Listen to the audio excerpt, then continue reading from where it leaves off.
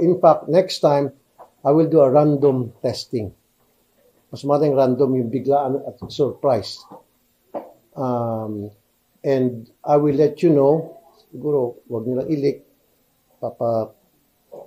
wag ako magsasabi sa media, and then darating dito yung PDEA, and then mag-random test sa lahat, and then darating kayo, invite namin kayo.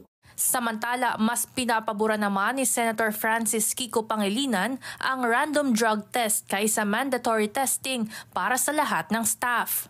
Sa akin walang problema. Yung random drug testing I think is sabihin na natin compromise. Kasi sa halip na lahat yung magpapadrug test, gastos pa yan eh. Pero yung random drug testing, I think okay yun, that should be supported. Anya, nakakalungkot na ang mga empleyado ay kailangang sumailalim sa prosesong ito dahil lamang sa kasalanan ng iisa. Nakakalungkot na yung imahe na naman ng Senado ay may black eye na naman.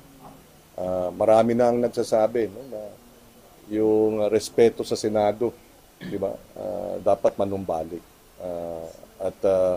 Yun, sana ito na ang huli.